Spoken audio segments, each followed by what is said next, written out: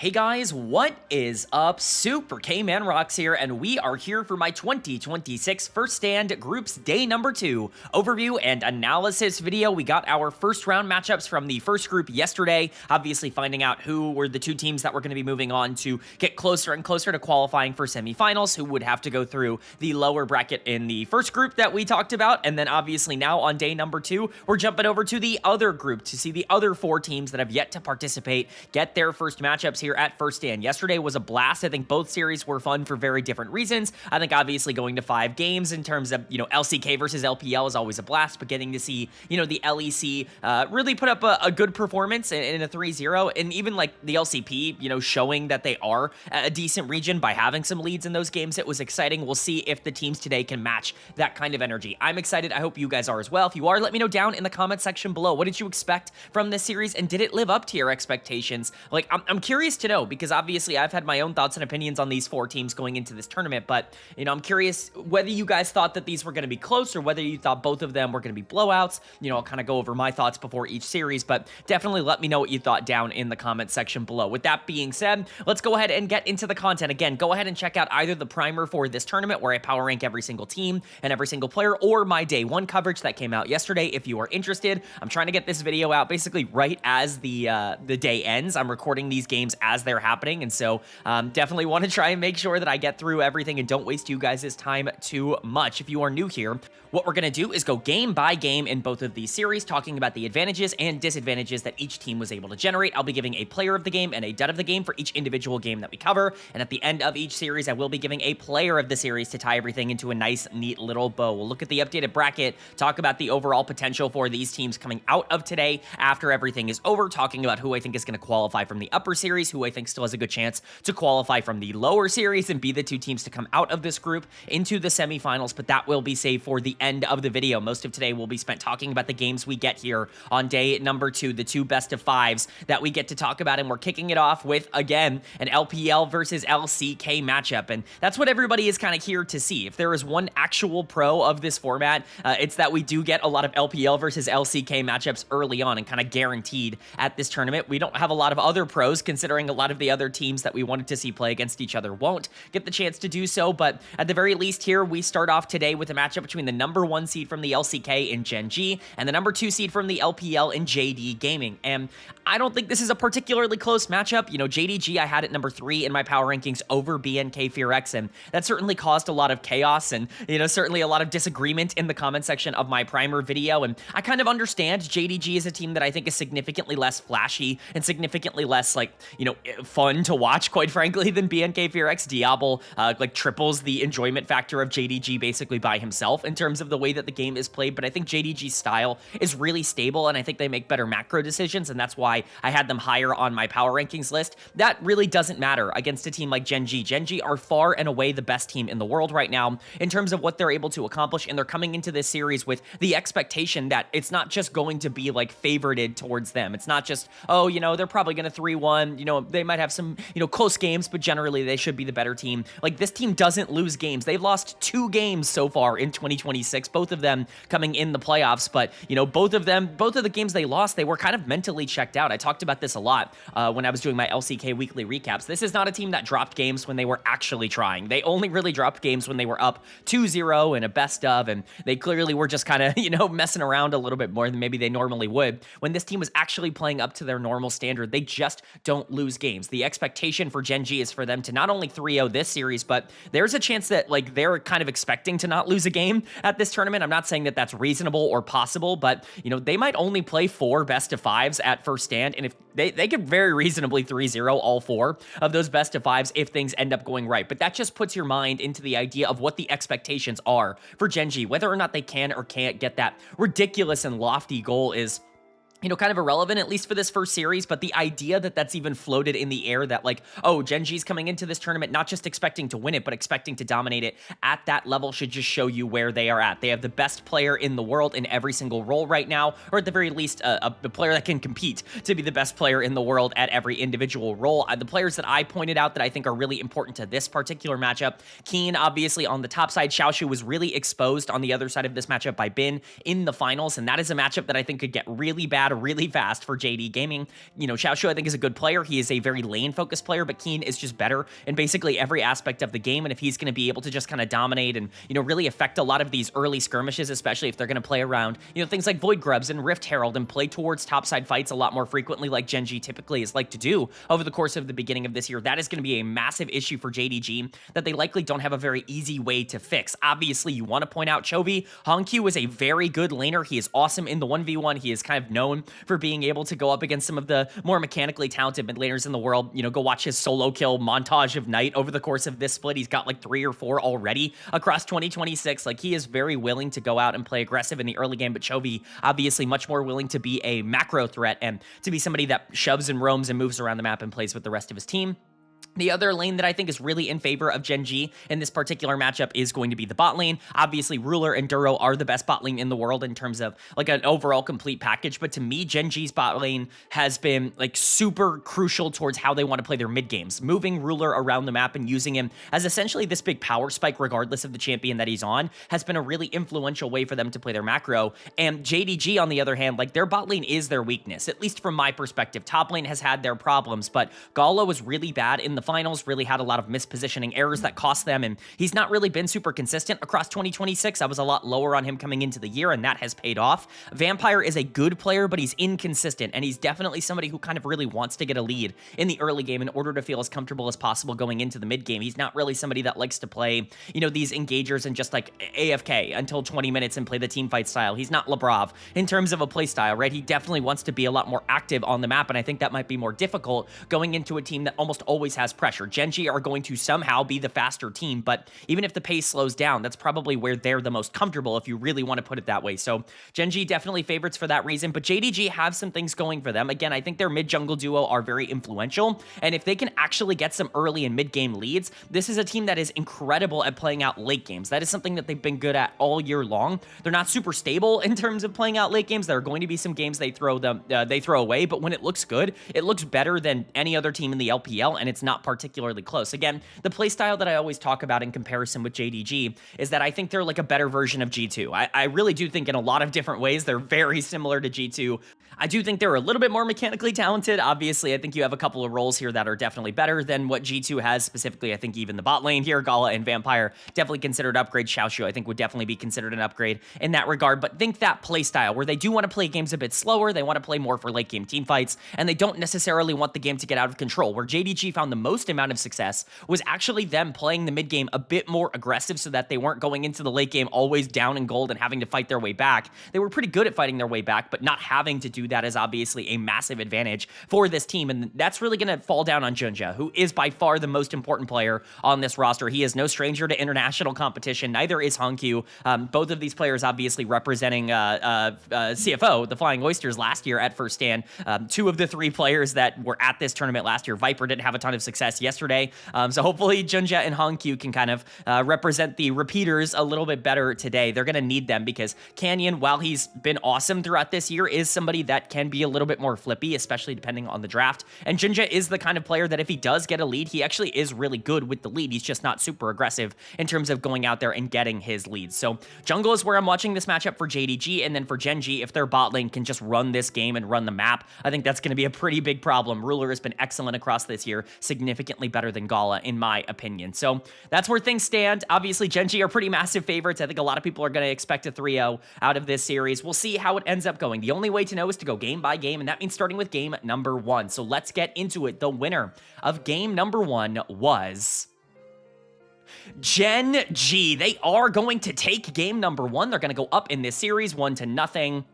And we might have ourselves a pretty obvious series on our hands, because even in this game number 1, you're seeing basically the pitfalls of having to play Gen.G in a lot of different ways. The things that LCK fans and LCK teams have been seeing all year long, which is it doesn't matter that you get 3 kills basically back to back to back in the early game. It doesn't matter that your macro is actually really aggressive and you are able to generate gold leads. You're going to get bled out slowly over and over and over again until one fight just completely breaks open the game, because their mid game is perfect. They don't make any mistakes mistakes in that phase of the game. It's actually staggering how good Gen.G are. JDG basically get all of this tempo and all of this pressure pre-5 minutes with some really great ganks from Jinja, first on the bot side and then on the top side. Hongq gets a solo kill on Chovy in the laning phase of this game, and yet somehow, some way, fast forward 10 minutes as we get to this second dragon fight that ends up breaking the game open, Gen.G have a gold lead, and they don't need anything to do it. They just sit there and they farm and they lane better than you do. They tempo better than you do, and somehow, some way, they're always winning in gold. Now, Twisted Fate is definitely going to be a part of that equation, but the fact that they were in a spot where even though they lost basically every play pre-10 minutes, it didn't matter because their laning was better, that's just the ridiculousness of Gen.G. So credit to them. There's not really a lot of analysis to give. I mean, again, this is a 23-minute game where JDG had all the pressure in the early game. That is a nightmare for them because this is a team that kind of relies on the fact that these games go long and that they can get the chance to 5v5 from even kind of neutral, and that just does not look like it's going to happen against Gen.G. Player of the game, I mean, take your pick, man. There were 3 really obvious choices. I really debated between Keen and Ruler. I think Canyon is also in the running for me on the Pantheon. I ended up giving it to Keen. I don't know how popular of a take this is going to be. I think the Rumble was the most important champion in the game. I think he was the most critical in the game-winning team fight, essentially, around that second dragon, where everything basically flipped, and Gen.G got their 4K gold lead and basically never looked back in this game. Keen is just ridiculously good. I can't believe you gave him the best top laner in the game. That feels like a ridiculous gambit that is not particularly worth it if you're JDG. I get that Xiaoshu has gotten a little bit better at playing these weak side champions and got a lot more practice playing them into BIM in the finals, but this is not the matchup that you really want to see going against the best top laner in the world, and, Keen very much punished them for it in terms of the team fights, regardless of the fact that the laning phase was a little bit more, neutral than maybe you want to see out of Keen in this particular matchup. Once he got that flank on that dragon fight, I guess flank, right? Like once he found the backline after a great equalizer to start it off, it was all over. Ruler was also phenomenal in this game. I talked about how the AD carry matchup is something that I'm really going to watch because I think it's a pretty big gap between these two players in particular, and we saw the Caitlyn doing the most damage in the game here. I love Caitlyn in this particular matchup. I think she was the right pick to be able to pressure out the Seraphine in the laning phase, as well as be able to play a lot of these, late game skirmishes if you do end up getting there. Caitlyn is a weird champion where basically from like 2 to 3 items, she's not really all that effective, and then once you hit like 4 or 5 and you really start getting online towards the later part of the game, things become very scary with the Caitlyn. Her damage ramps back up again. Ruler didn't need to get to that point. He was just going to be dominant with his positioning and his macro, regardless of, how strong his champion was going to be in any particular instance. I do want to point out some negatives that I have about the JDG draft. I'll do that a little bit later, but one of the big things that they don't really have an answer to is this Twisted Fate. Towards the end of this, TF and Pantheon is a very scary duo. Pantheon plus any, like, macro-oriented mid laner, whether that be Ryze or Talia or whoever, Galio, whoever you want to put in the mid lane, it's always a very scary proposition, especially when you have such high damage side laners like the Rumble and the Caitlyn and Canyon. I think, did it well, utilized this well towards the end of the game. Canyon and Chovy, I don't think were the main characters. Canyon really became a lot more active as the game progressed, but I don't think his early game was all that good, and that's kind of what you want to see out of Pantheon. Still, he played the team fights basically perfectly, so I can't really complain all that much. And again, Chovy didn't really have that big of an impact on the game as a whole. He was a gold card bot and really like a money printer for this team towards a lot of the mid game. Duro was fine on the Bard, a couple of nice tempered fates, but not really the main character here. Gen.G didn't need anybody to step up and play like an unbelievable game. They were just better at the margins. They're always better at the margins. They're the best team in the world at the little things, and that's why you can take a game where you give up 3 kills like pre 7 minutes and, turn that into a 23-minute romp that is not particularly close. Then for JDG on the other side, when you talk about the draft, one of these picks in particular really stands out to me as something I do not like, and it might go against the grain. That is the Aurora in the mid lane. I really don't understand why you're picking Aurora in this particular matchup. I understand it more if you want to put it top lane as the answer to Rumble, because you can at least play that matchup a bit more aggressively. I don't understand it with nameplates on, because you don't really want Xiaoshu and Keen to be in like this aggressive matchup on the top side where things can be a bit volatile between 2 damage dealers, because Keen is just a better player, and typically you don't want to have the worst player in a matchup that's, very volatile like that. But the reason I don't like Aurora specifically here is that it's really volatile into Pantheon. I really hate this matchup. Aurora is really good with Pantheon, and I think she's one of the champions that can skirmish a lot with things like Xin Zhao in the early game. I think from an isolated perspective, you needed damage out of the mid lane, and Aurora can offer that. You get that solo kill early in lane, but Pantheon completely shuts down what Aurora wants to do in all of the late game, and she is your primary damage dealer in this game. If Canyon just presses W on Aurora, she's dead. In every single fight, there's no counterplay to that from that champion. It's a big reason why I really hate drafting it in this matchup. I've talked about this a lot on the LPL English broadcast, where I just think it becomes a lot more difficult for you to be able to play the game when you're staring down a champion that can just shut off a lot of your damage because you're so squishy and you really rely on your mobility to be able to survive in some of those fights, which Pantheon obviously just doesn't really care about. I think Gen.G obviously deserves some credit for the early game.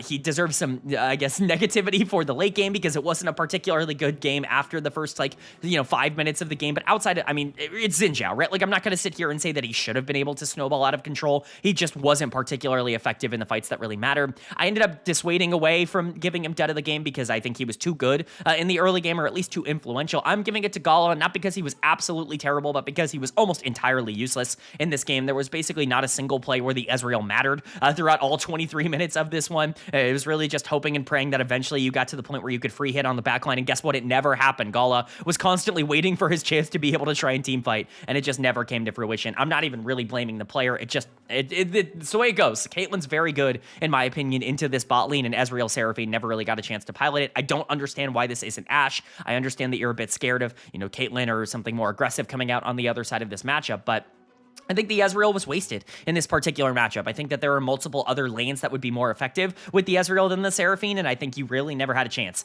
in this one. Xiaoshu was not effective on the top side. Already talked about how the mid jungle just wasn't in a good spot. This was a pretty bad game for JDG in game number 1 because this should have been closer, right? Like, that is the concern, right? Is that things actually kind of went okay in the early game, and yet you still got blown out in 23 minutes. That doesn't bode well for the rest of this series, and that's kind of the way that every team has felt against Gen.G across 2026. We'll see if they can keep that pressure up. JDG obviously need to win this game too. If they don't, if they go down 0-2 to Gen.G and have to win 3 in a row to win this series, you can basically call it no team has won 3 games at all against Gen.G. No team has won more than 1 game against Gen.G all year long. Going down 0-2 and having to reverse sweep them is basically a non-factor. So JDG with a must win in game 2. Can they get it done?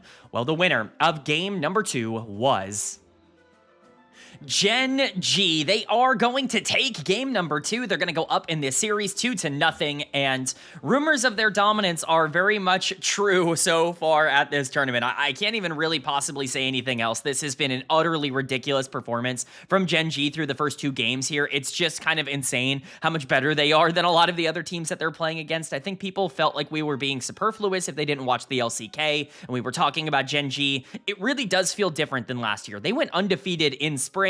They didn't lose a game throughout a lot of the back half of the year up until like the first week of the summer split, coming back from what was tournament after tournament, MSI and EWC, and like no breaks, all of this stuff, right? Like Gen.G was a team that it took a miracle. It took scheduling problems for them to actually lose games last year, or lose a series last year, in terms of how things ended up breaking down. But this year they might be even better and even more dominant in comparison to the competition. It feels like everybody is still struggling to find their footing in terms of how they want to play their macro game, how they want to play the map, being as comfortable as they can be playing mid games. Gen.G do not have that problem. Running back all 5 members has certainly been a positive for this team. Bringing on even more positive names into the coaching staff, I think, has been a really big positive. I think their drafts this year have been significantly better than they were last year, and they were already dominating a lot of games last year. And it's obviously, it helps when you have the best player in the world in the mid lane, which they definitely had in this game. For JDG, it's just really hard to imagine a world where they come back or really even fight back, quite frankly, in this series. I'm not even blaming them entirely. I think, matchup-wise, this is quite poor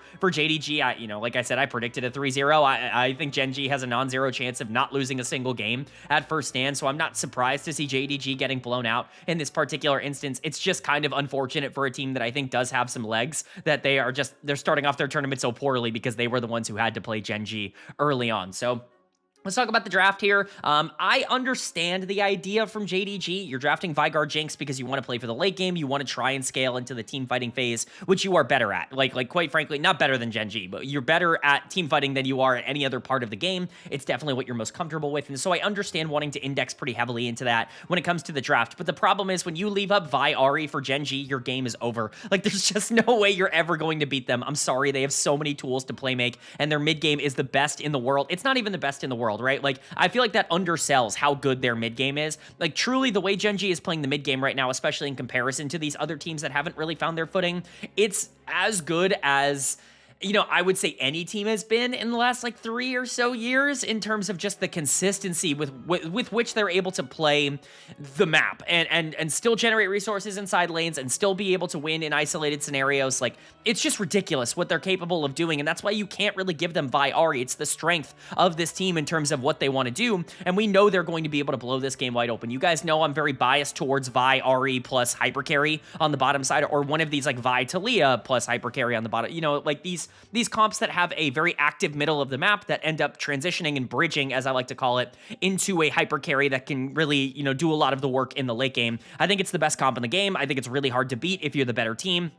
And I think Gen.G does it better than anybody else in the world. Chovy's player of the game for me on the Ahri because he was utterly oppressive. This laning phase was drafted so that you could try and kind of neutralize the Ahri's threat, not just because, Veigar scales. I think you also wanted to make sure that Ahri wasn't quite as active as maybe she wanted to be. Didn't work. Chovy had full shove and full push as he should in this laning phase, and the Veigar was completely inactive. We'll talk about Hongyu on the other side. This, pick kind of went completely to waste in this game because there was nothing that the champion could do. But Chovy, played the matchup perfectly. It felt like he was very comfortable playing it out, which obviously probably was, but the Ahri game, once again, coming up clutch for Gen.G. I think Canyon had a great game on the Vi, was playing super aggressive, died a couple of more times than maybe he needed to because he was just playing really greedy, but that's Canyon. I would rather him go and make those engages and play really greedy than play really passive or anything like that on the other side of that matchup. You've got Ruler and Duro. I consider Duro for player of the game here on the Rakan. When you're pairing all of this mid-game engage with things like, Vi and Ahri with a Rakan, all of a sudden it becomes basically impossible to try to peel these low mobility carries. On the other side, the Veigar, the Jinx, even with something like a Lulu and a Jarvan that can really do a lot to kind of help in that regard, you don't have enough tools to be able to get rid of everybody. You're eventually going to have a playmaker get onto the backline, and Duro was arguably the most active player in the entire game. If you wanted to give player of the game to Duro, I really have no major problem with that. Ruler was really stable on the Yunara, basically no issues there. Keen got solo killed on the top side by Xiaoshu, the best Renekton in the LPL, as they continue to call him. I don't hate that call out, but Keen was basically not taking this game seriously on the Nari. He had a couple of nice team fights. Outside of that, the laning phase, I just don't think he was locked in as much. Overall, Gen.G felt nearly perfect in this game. They capitalized on their win condition, and this goes to show that, like, every time I talk about, like, oh, well, this comp wins in this part of the game, and as long as you actually pressure out in this part of the game, it can work. That's the reason why Gen.G are so good, is because they're so good at identifying exactly when their comp is the strongest and not being afraid to pull the trigger on basically every fight because they know they're more mechanically talented and can win in those situations against basically anybody. And then for JDG on the other side, again, you go for basically full scaling here with the Renekton to try to bridge that gap. But the problem with this is that Veigar is never going to be able to play this game. It's going to be really difficult for him to operate in the same kind of way. I really like Veigar into, Rakan and Vi and all of this dive because the cage can kind of shut down a lot of the more aggressive plays. Maybe not for you, but for the rest of the team. But having no tempo and no pressure on the map against Gen.G is a recipe for disaster when they are just a team that's willing to pull the trigger and go and engage basically wherever you want. I do like the first pick, Lulu, if only because this was so successful for them domestically. Vampire, in the one game that they won in the finals, absolutely popped off on this champion, and I do think Lulu is worthy of a first pick. I think she's the second strongest champion in the meta right now, only behind Orianna, in my opinion. I understand not wanting to ban her because she's very specific in the way that she ends up winning, but I do think Lulu is broken, and it takes a little bit to kind of break through that, and as we saw in this game, what breaks through that is just not having any damage on your side. Gala never really got going. He didn't get a single kill in this game on the Jinx, and that is a disaster. Gen.G had some flash moments, I'll say. Obviously, the invade early on in the game did not end up working out. He gets double scuttled. He's pretty far behind after going to try and steal the red, and it not working. And then, he has the big play at Dragon where he's able to, jump in and steal it, but that fight goes so awry that the game is basically over from there. Like, you can talk about some pluses and minuses for Gen.G, but once again, at the very least, he's trying to make plays. It's just really hard to make plays on the map with the draft that you ended up getting for yourself. I think the Renekton was pretty good on the top side. Xiaoshu had his best game of the series so far. I mean, it's game 2, but had a much better game than he did in game number 1. Unfortunately, his Renekton is now off the board, and I think that is obviously his main champion, so we'll see how he ends up adapting. Wouldn't be surprised to see potentially something like a Zehen come out. I think that's really kind of interesting in this matchup, specifically with how he ended up playing this laning phase, and he's very comfortable on that champion. Aatrox, I think, is another one that you kind of think of. When you think of Xiaoshu, they can flex that into the jungle as well. JDG have options going into game 3, but do they have, like, actual winning, potential? That's a really hard thing to try and narrow down here, if only just because, like, how do you beat Gen.G when they're playing their own style? I guess the best thing is that Vi Ahri is out of the way. I think Vi is the best jungler in the game right now. now, maybe outside of Xin Zhao. Xin Zhao's pretty high up there for me as well, but with both of those out of the way, like now you don't even have the power picks that you can capitalize on throughout a lot of the rest of the series in the jungle. You're going to have to go to something that requires a bit more forethought, that doesn't just win skirmishes basically on its own, like the Xin or the Vi or the Jarvan like naturally do. So, you know, it's going to be interesting. JDG definitely kind of looking up at the lights right now and hoping and praying that they can survive for at least one more game. They just don't want to get swept. I think that is probably the goal here, and Gen.G want to get out of the series as quickly as possible. Again, their goal might be to go undefeated at this tournament, and they need a Game 3 win in order to do that. So are they going to be able to pick it up? Well, the winner of game number 3 was Gen.G. They are going to take game number 3. They're going to clean sweep this series 3-0 and start their tournament off undefeated. And JDG, unfortunately, are just not able to pick up a win in a series where they were major underdogs. I don't think anybody is particularly surprised by this outcome. I don't think anyone is shocked that JDG just didn't have the firepower to be able to compete with Gen.G. I think we really do see this as like a tournament where there is a very clear favorite, where it would be a massive surprise if anyone other than Gen.G ended up winning it. You know, I said this in the primer, anyone can lose a tournament. I don't think anybody can win a tournament, but I think anybody can lose a tournament, right? Like, nobody is unbeatable, especially when you start getting to a spot like if they make it to top 4, it becomes single elimination and you don't really have that extra, you know, grace period. You can lose one series. Like, it can happen to anybody, but I would say there's an 80 to 85% chance that Gen.G is just by far and away the best team at this tournament, and that is a really staggeringly large number in comparison to basically any international tournament that we've talked about. This was a dominant performance, absolutely unreal. All 3 games were below 30 minutes. Now, this one was definitely the closest of the series. JDG actually put up some nice, you know, skirmishes, I would say, throughout this game. There were multiple fights where it felt like they were trading 3 for 3 or 4 for 4, or, you know, really kind of competing, I guess, with Gen.G, even if they were down in gold, but it never really felt like they actually had any control in this game, mostly because they just had no range to be able to deal with this Hui on the other side of this matchup, which ended up being a massive advantage for Gen.G that they really didn't have a clean answer for. So let's go ahead and talk about it here, starting with draft, of course.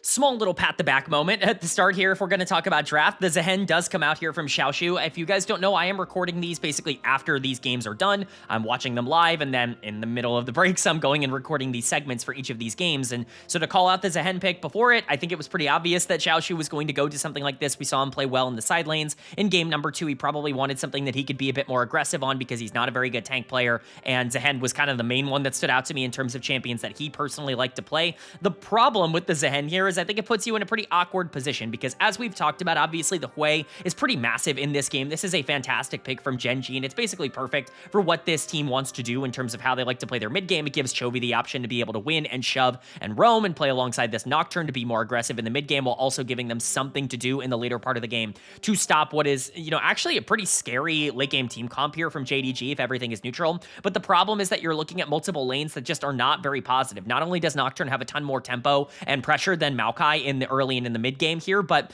I don't like the Zehen pick because I don't think it actually beats Mbessa on the top side, and that is like why you would draft something like Zehen, is so you can have a good 1v1 matchup. But I just don't really like the idea of Zehen being your late game insurance policy alongside a Maokai and a Corki if you don't really have a good lane matchup in the early game, which I don't think you necessarily have if Nocturne does want to spend some time up on the top side. So that's where I think this draft ends up landing. JDG very clearly have a lack of range, but they do have a lot of damage in the later part of the game. This Zehen, Maokai, Corki trio, even with the Nami, right? You know, Annie can kind of facilitate this as well, are going to be very dangerous and very hard to deal with if you do end up getting to these like late game item power spikes. The problem is Gen.G's never going to let you get there, and they also have a lot of ways to deal with you in the late game if you don't play perfect. You have to execute better, you have to be the better team in order to make a comp like this work, and it just did not happen here today. Player of the game and player of the series here is going to go to the same player, and that's going to go to Chovy in the mid lane. It's really hard to look in any other direction, especially after this game number 3. The Ahri was massive in game 2. He was still very good in game number 1, but this game 3, I think, was probably his most dominant of the series because Hui just entirely beats this JDG comp. They really have no actual answer to this champion, not only in or out of lane, but like even just in terms of like, let's say JDG was winning and actually had a lot of shove. I mean, Hui's going to be able to actually shut down a lot of JDG's ability to end this game. It's going to be tough for this team to ever go into Hui and feel comfortable. This is a massive pick for Gen.G, and obviously not a lot of people are bringing out Hui right now. I think this champion is pretty good. I think his damage is decently high, and obviously his utility is very much there. It takes a player who is comfortable on him to pilot him at a high level, but Chovy can play any champion in the entire game, and obviously obviously the way very much ended up working out for this team. Not only was he the main character, he was the main piece for Gen.G to try to get back into this game, trying to catch him out in side lanes as well. So, Chovy definitely, once again, the focal point for Gen.G, kind of living up to the hype in this series. I think a lot of people were talking about Keen potentially being the best player in the world. I love Keen. I think Keen's been great. It's really hard for me to call someone the best player in the world if they weren't like in the conversation the year before, right? I feel like it's a multi-year process to be the best player in the world. Chovy, to me, still the best player in the world, still the most important player on Gen.G, even if Keen has been a lot better. He wasn't all that great in this series, to be quite frank. Now, I'm not going to say Xiaoshu was phenomenal, but Keen was maybe the weaker player, the weakest player, I should say, on Gen.G through game 2 and 3, but not going to worry about that too much. Maybe it was just some limit testing coming in from the Mbessa. He was still pretty useful in some of these team fights, so I'm not going to sit here and say he was terrible. I actually think the second best player on the team in this series was probably Duro in the support position, which is, great. I think it's good to see. I shouldn't say that all that surprised, right? Like, Duro does this a lot in the regular season, where he's pretty consistently the second best player on the team in terms of the way that they're able to create, because he's so active on the map and he's constantly at a lot of these plays. I think that was pretty well, shown off.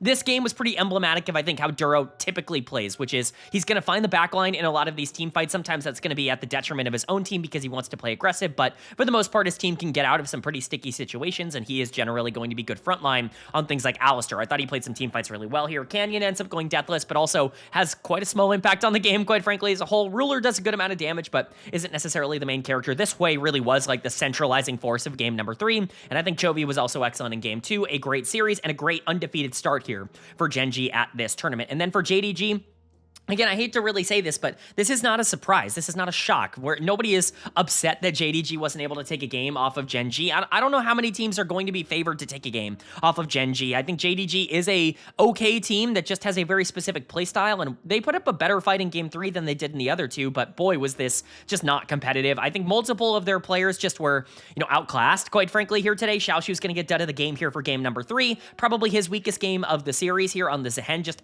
found absolutely nothing, right? Trying to play Zehen into a Hui, into a Nocturne that's going to be able to shut the lights off, even into an Alistar that's going to be able to peel you off of a lot of these. I don't like the lane matchup all that much into Mbessa, especially because you don't have a jungler that's going to be able to help you out in the early game. I think this is a really hard game for Zehen, and I think Xiaoshu really got punished for, I don't want to say being predictable, but if I could call it out a game before this, I'm sure Gen.G could also probably call out that he was going to pick it a game before this, and they very much had an answer. I think he looked pretty good in game number 2. He obviously got that solo kill that's, going to be a pretty fun thing to highlight over Keen, but outside of that, not really a great series from Xiaoshu, and he's going to have a lot of trouble, I think, going into the best top laners in the world if he continues to play the same exact style that he has played.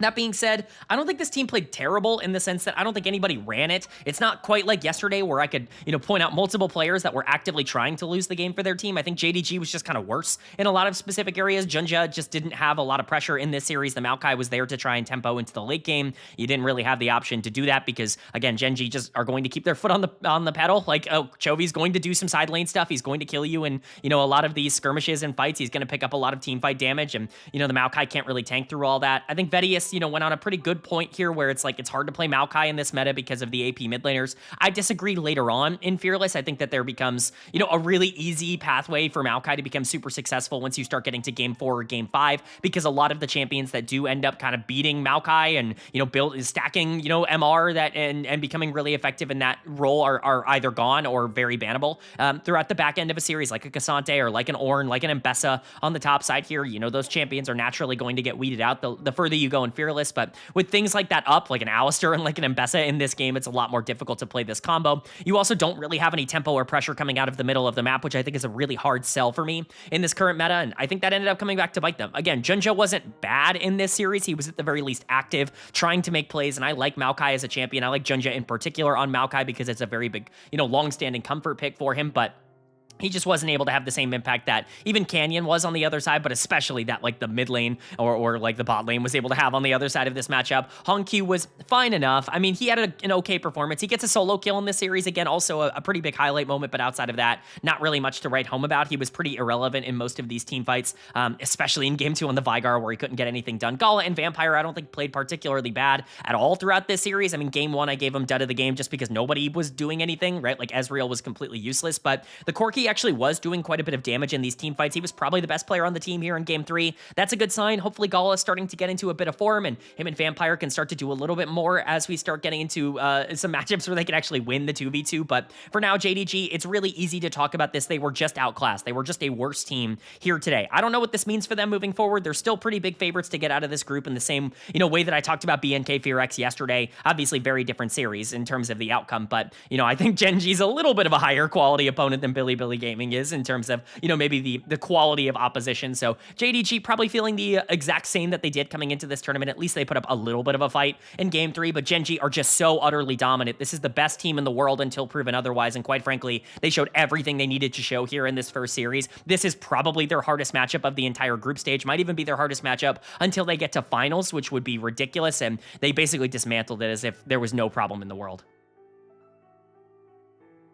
But then moving on now to our second series of day number 2, and I'm super excited for this one. One of the more fun matchups of round number 1, one that honestly, as a fan of League of Legends, I was kind of hoping for, because I think there could be some really interesting storylines coming out of this depending on how it goes. It's the number 1 seed from the LCS in LYON taking on the number 1 seed from the CBLOL in Loud. Obviously, it's an America's matchup. It's North America versus Brazil, and that's obviously always been a massive rivalry, even going back many years, going back to, I guess, 2014, they were on the same side when you're talking about Cloud9 and Kaboom. But, especially with everything that happened with the LTA and America's Cup just happening a couple of weeks ago, having this matchup take place, I think is really cool so early on into the tournament. And I think that there's a lot to discuss in terms of where I think these teams could have advantages and where I think they could have disadvantages, because I don't think this is quite as obvious as maybe G2 versus Secret Whales was yesterday. I think G2 had a much bigger advantage from a, general expectation perspective over Secret Whales than maybe LYON does over Loud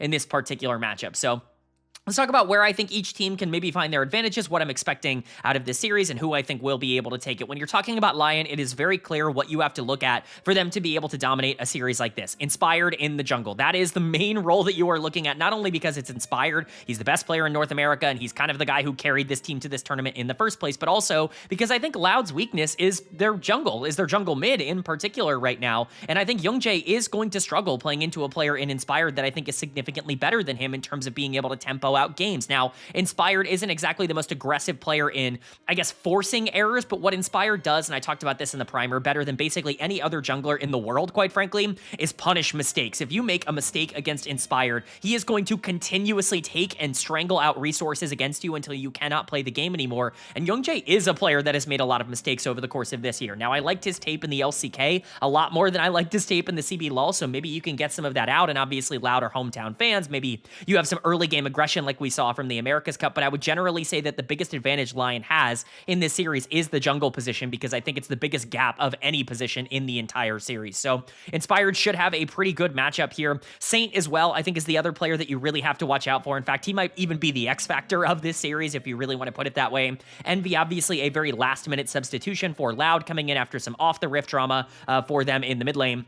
And Saint, should be able to take advantage of that. Envy is a long-standing player in the CBLOL. I'm not going to sit here and pretend like this guy has never had any important games or anything like that. I'm knowledgeable enough on the region to know that Envy is, clearly a veteran player that should be able to come in and stabilize. But what we saw from him in his very short amount of time, obviously basically one series, from this guy in the playoffs was not particularly good. And Saint has been on fire as of late. Now, he's going to make a lot of mental errors. There are going to be times in late game side waves where he's just caught out and dying for no reason. But when you're talking about the 1v1 in the mid lane, Saint should have a ton of priority if they choose to draft for that. And I think that's the biggest thing that leads me to believe that LYON are favorites in this series, is that I think the middle of the map is just so much better for them than it is for Loud. Inspired and Saint, I think, are better players than Gen.G and Envy. But where I think Loud can actually generate some advantages, and why I think this matchup is quite interesting, is because I think you could maybe say that the other lanes are quite even for them, or at the very least interesting. Most specifically top lane. I think Shino is obviously the one player that you're looking at and saying you kind of have to dominate your matchup in order for this to feel as comfortable as maybe you want it to feel. I don't really think bot lane is going to be considered better in the same sense. We'll talk about why I think they can actually be fine and pretty relevant in this series. But if you're looking at a lane that needs to actively be better than the opposition, Doklo we know can sometimes get into trouble when he's overloaded with resources on the top side. Shino is an incredibly mechanically talented top laner that is very used to being able to 1v1 generate leads and then be able to carry that into some very strong skirmishes in the mid game. He can get caught out being too far forward. He's also not a very stable side side lane player in terms of the way he can play the mid to late game. He can overextend, fail his vision coverage, and, do a lot of the standard stuff that you see out of, CBLOL top laners, to be quite frank. But his mechanics, just as well as a lot of the other CBLOL top laners, are just phenomenal. And if he's going to be better mechanically than Dokla and be able to generate leads on his own, that could be the avenue for Loud to be able to play through in the early game to get them an avenue to play for Bull in the late game, who is their late game carry. Bull is a good player. I like him as an ADC. Do I think he's better than Berserker? I don't. I don't think he's a better AD carry. I think we kind of saw that last year when Bull, was swapping time in and out with hype on OK Bro, whereas Berserker, even on a very bad Freaks team, was still a pretty consistent starter in the LCK, and obviously has been a superstar in North America, even if he's not having the best start to the year he's ever had in North America either. Bull is going to have to step up and be a good late game carry here today, even if he doesn't win lane, and Shino, I think, kind of has to win on the top side. Gen.G and Envy have to survive in the middle of the map. I do think Loud are underdogs in this series. My prediction is LYON 3-1. I think Loud are good enough to take a game. I didn't know if Secret Whales were good enough to take a game. They unfortunately weren't. I think Loud is better than Secret Whales. I think LYON is worse than G2. Both of those by very thin margins. Obviously, I think those teams are very close to each other, but this should be a fun series, and I'm glad to see the Americas get to face off at an international. But the only way to know how this ends up actually breaking down is to go game by game, so let's get into game number 1. The winner of game number 1 was LYON. They are going to take game number 1. They're going to go up in this series 1-0. And a lot of that hype that I brought up about these two teams, a lot of that back and forth action that I was talking about, that did not come to fruition here in game number 1. This was a blowout from LYON. This was not particularly close. They won everywhere across the map. They were absolutely diabolically strong throughout all of this game, and the moment that they started pulling the trigger, I mean, it was over. Like the 10 to 15 minute mark, like this game went from being, LYON's in the lead, but it's kind of close, to it is over. It's a 5k gold lead, and they are never going to look back. And you, of course, have Inspired to thank for that. That is just the way he plays, but it was a little bit of everybody across the map. It wasn't just Inspired. Berserker, I thought, had a great game. Isles, I thought, had a fantastic game on the Lulu. We'll talk about draft in just a second, because again, I always have thoughts on drafts like this, just generally. And I think Saint did relatively well. He made one pretty massive mistake in the mid lane that could have been pretty problematic, but outside of that was nearly perfect on the Ahri throughout the rest of this game. But really, how can you not talk about Inspired as the main piece that this entire team kind of ran throughout a lot of this mid game? He's player of the game. He is the identity setter for what LYON like to do on the map, and this Pantheon is just such a perfect pick for the way that this team likes to play, because they're not scared. I think that's one thing that Inspired gets a lot of, flack for that isn't necessarily true anymore. I think that there was a time, especially when he was on Rogue over in the LEC, where this guy was much more, team fight focused, much more similar to someone like Skumond. And I think Skumond does get a lot of Inspired comparisons because of that, because I think Skumond plays a lot like Inspired did before he left. And even when he was on EG, back in the day, EG, I feel like I almost said EDG there, but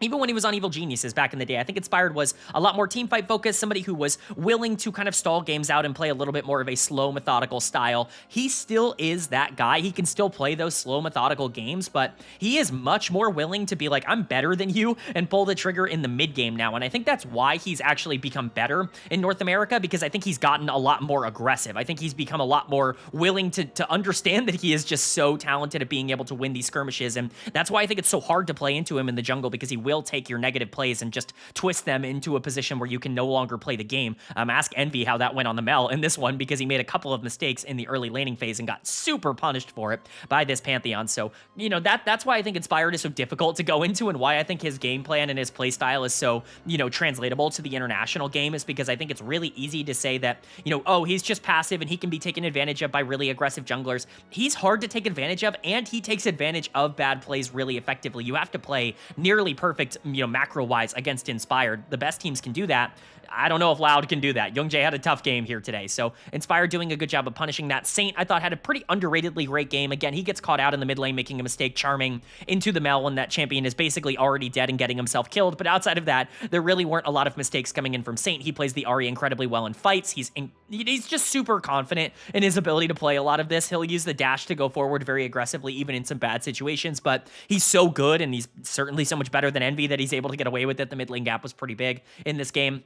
Berserker and Isles were solid. Isles is really broken on the Lulu. Everybody's broken on the Lulu. I was really surprised that they left this up for LYON because it's basically a get out of jail free card for the weakest player on the team, and I don't really like that idea from Loud. That's where I think their draft ends up going awry. I mean, you guys already know what I think of this draft. It's, you know, strong mid-game, mid-jungle duo into a Yunara. You already, and plus a Lulu. Like, you already know that I love this draft for LYON. It's basically everything that I preach teams to do as much as humanly possible. And then Dokla, Big Dokes on the top side was weak side for a majority of the game. Actually had some really fun moments in terms of the outplays he made. He was the one targeted by Loud when they were trying to get back into the game. That's why he has a couple more deaths than everybody else, but still a pretty fine enough game for Dokla. In fact, he had some big moments at the end there as well. So nice for LYON, big win, really strong way to start off the series. This was not competitive. If this is going to be how the series looks, it's going to be even faster than the series we got yesterday between G2 and Secret Whales. As for Loud, pretty disappointing way to start off the tournament here, obviously in your home country. You are the home team in terms of this entire tournament, and there was just no fight in the mid game here. You got out macroed into oblivion by LYON, who was winning everywhere across the map. Gen.G for me is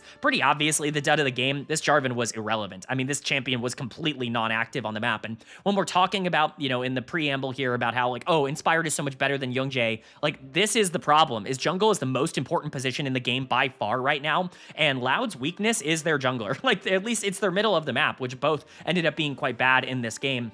And that is not good. That is a huge problem, to be quite frank, for Loud, because I just don't know if you have a lot of ways to be able to deal with this aggression coming in the mid game if you don't have jungle pressure. Gen.G was just passed by in every single play. Inspired was everywhere on the map with that macro threat, and the Jarvan just had to sit there and watch his team get bled out, quite frankly, bleed to death in a lot of these lanes. And he himself was also super useless in these team fights, getting bursted down and basically, you know, destroyed first in every single exchange because of how squishy and behind and gold he was. So pretty frustrating stuff from Gen.G. Envy, I don't think had a particularly good game. Like I said, he has that play on the Mel, and I don't think everything he did was his fault. Inspired put a lot of attention into killing the Mel, but the Mel was also very killable in a lot of the series here. Just way too far forward, not feeling comfortable, going down in resources against Saint. Just not a good circumstance. Bull and Redbert were useless in this game. Redbert was constantly trying to move around to protect against these plays more than Gen.G was, and he couldn't really do much on the Nico. Bull, obviously, on the Ezreal, very similar to the Gala conversation we had earlier today for JDG. It's just, like, he gets to sit there and throw out, like, 0 damage Qs throughout every single team fight. There's nothing to do. Shino, I think, was really unimpressive in game number 1. He has to win on the top side, and he very much did not do that in a bad matchup where he gets counterpicked, because that's what LYON want to do, is take out the top side of the map here. Like, this was a bad showcase for Loud. They're going to have to play better than this. This is one of the weakest games I've watched them play all year long, and I'm worried that, quite frankly, their weak links are just too weak. Like, I think they have some talent on this team, but LYON matches up incredibly well into Loud, and if they're going to continue to just win the jungle and macro battle, this could get over really, really fast. So Loud need to bounce back, and they need to bounce back aggressively. They need to get a gold lead early on in this game. You don't want to be going neutral against this LYON team, but LYON have proven that they are the team that have to be favorited here, not only because of their performance, but because their matchup just looks so good, and their execution is clearly on point here today. They even made a couple of mistakes here that weren't particularly punished. This looks pretty good to start here for LYON, but are they going to be able to keep the pressure up, or will Loud be able to bounce back and at least even up this series at 1 apiece for the hometown crowd? Well, the winner of game number 2 was Loud. They are going to take game number 2. They're going to even up the series at 1 apiece, and we've finally got ourselves a back and forth series on our hands here today. I was really worried after game number 1 that it was just going to be a stomp, that we were going to get 2 3-0s, but Loud kind of quelling my fears here and fighting back with a vengeance in game number 2, just frankly being the better team in this second game and getting themselves on the board at this tournament. I really wanted this series to be close. Talked about it a lot in the primer, where I was just like, man, Loud is a team that I really liked coming out of the CB LOL. I think they're undervalued by a lot of international analysts because, you know, a lot of weird stuff happened in the CB LOL, and Red Cannons kind of collapsed, and Loud wasn't expected to be the team that was here, but I thought their tape actually looked very good in terms of being able to play for their main players, and that kind of came to fruition here. The big turning point, the big reason this was so different from game number 1 is that their middle of the map was just better in game number 2. Like, they were just better than LYON. It's not even close. Inspired and Saint were the 2 worst players on the Rift. Well, you know, that was kind of up for debate towards the end. Berserker had a really bad game in this one, but you know, LYON couldn't really do anything towards the back end of this game because Loud's players were not only stronger, but they played the map better. Their macro was significantly better. Like, I cannot stress enough, this was a macro, like, canyon. Like, it wasn't a macro gap. It was a macro destruction coming in from Loud. It wasn't even remotely close on that front, and their players executed all of these fights incredibly well. Super, super excited for Loud in this one. For LYON, this is an embarrassing loss. I gotta be entirely frank with you. This is a terrible way to lose a game. I'm gonna, you know, really hone in on a couple of players in particular, Inspired and Saint, as we talk about this, because I think both of them were awful in this game. And that's really unacceptable, considering what we talked about in the preamble, where they are the two that kind of need to win. You're not necessarily, like, significantly better than Loud outside of those two players, and so if those two players underperform, you're probably going to lose some games. Might even lose the series if they underperform too much, and, you know, I'm definitely going to go in on them, but at the end of the day, this was a game that they should have won. They win a big fight in the mid lane around 20 to 25 minutes into the game that gets them Baron, and from that point onwards, with this comp, there is no excuse. There is no way you can possibly lose that game up 2,000 gold with the draft that you have, and yet somehow, some way, you do end up screwing up every single fight and losing the game. So credit to Loud. Their macro this game was immaculate to even keep themselves in it, I should say, in the early game, because this is a hard draft. Like, say what you will about the draft and its execution, I don't think it's all bad. I think Ryze is so overpowered and so broken right now in the meta that, you know, first picking it, even if it's not like the strongest thing, you know, for the comp that you specifically have, is the right thing to do. I think having Ryze always gives you a win condition, but I worry about a lot of the other pieces here. I think that there are some picks that I heavily criticize. Aatrox is really not going to be one of them. The broadcast really went in on the lack of engage for this team. Aatrox is one of the best answers to Dr. Mundo in the entire game. People focus in, like, hyper-focus on the Trundle, you know, because you can sap the tank stats, and while that is really effective, you can obviously make that work. Aatrox can very easily pop the spell shield of Mundo, and really has no problem healing alongside him to deal damage to the backliners because he'll have more access and more aggression in the later part of the game. Aatrox is very quietly, like, you know, an all-of-the-time champion. Like, he is really good throughout a majority of the game if he's able to get gold, and so I don't have a problem with the Aatrox. I really like the Scion. It's the Kalista Renata that I think is completely useless. I don't want to go too far out on a limb, because really, genuinely, I think this bot lane is relatively even in terms of how it plays out in the 2v2, but I'm just so tired of people picking Kalista Renata into Ashe Seraphine and calling it an answer, because these champions were useless. I'll talk about Bull. The best thing Bull did in this game was somehow mind control Berserker and Dokla to constantly try to kill him in every single team fight instead of actually playing with the rest of their front to back and literally losing the game. Like, I mean, mindless play coming in from LYON. It felt like they just, like, don't know how to team fight, which is something I'll talk about. I am a little bit concerned about that.